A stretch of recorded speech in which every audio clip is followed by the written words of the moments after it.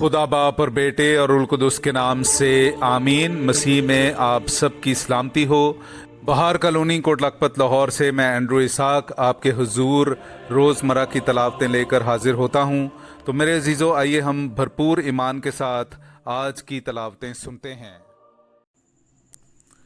खुदा गैर कौमों को भी ज़िंदगी के लिए तौबा की तौफीक अता करता है। हमारे लिए आज की पहली तलावत रसूलों के अमाल उसका 11वां बाब पहली आयत से लेकर 18वीं आयत तक। और रसूलों और भाइयों ने जो यहूदिया में थे सुना कि गैर कौमों ने भी खुदा का कलाम कबूल किया। और जब पतरस यरूशलेम में आया तो अहले खतान उससे ये कहकर एतराज़ करने लगे कि तू क्यों अहले कुल्फ के पास गया और उनके साथ खाना खाया।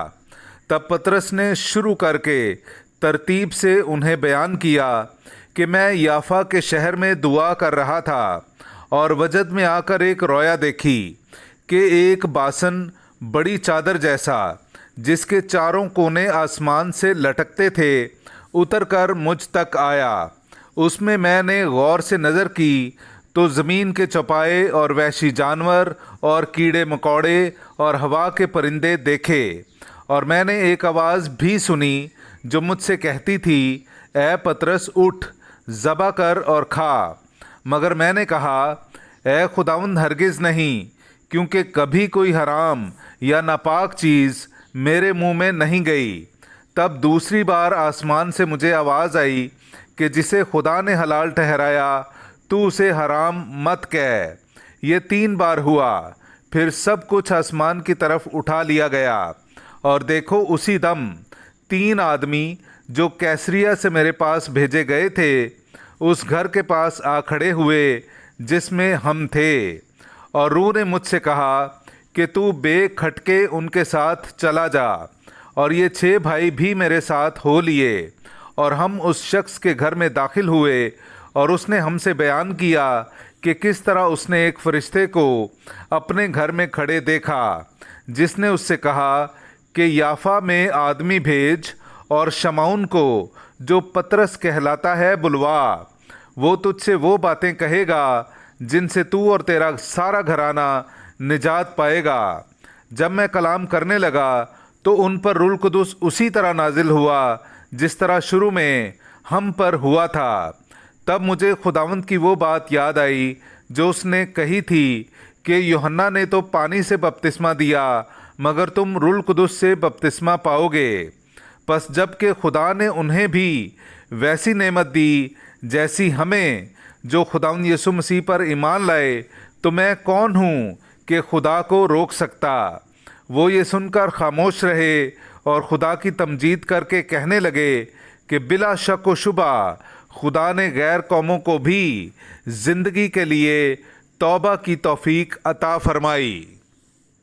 पाक कलाम का पढ़ा और सुना जाना हम सब के लिए बाइस बरकत हो।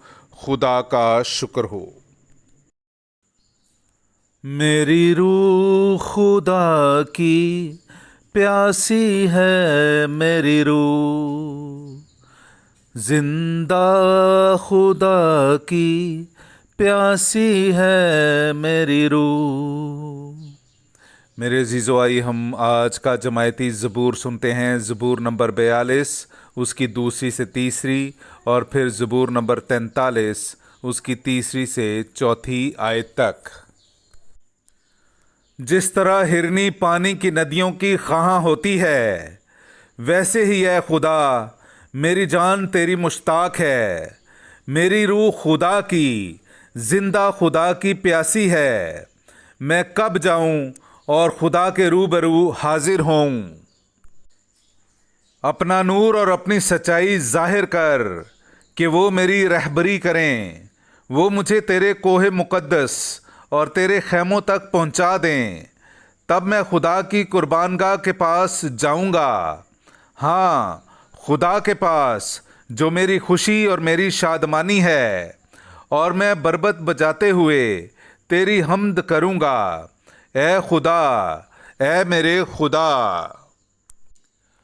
मेरी रूह खुदा की प्यासी है, मेरी रूह जिंदा खुदा की प्यासी है मेरी रूह। नाराए हम्द।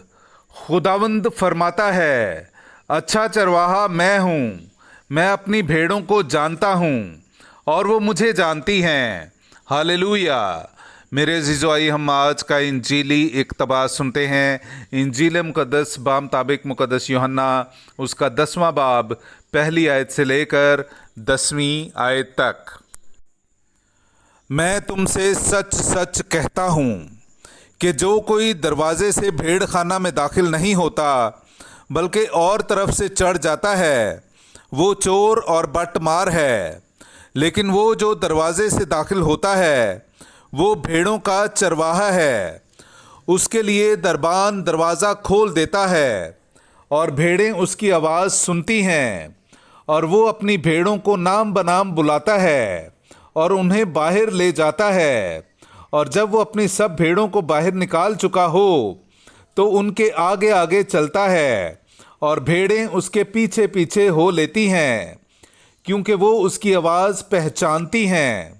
मगर वो बेगाने के पीछे नहीं जाती बल्कि उससे भागती हैं, इसलिए कि बेगानों की आवाज़ नहीं पहचानती।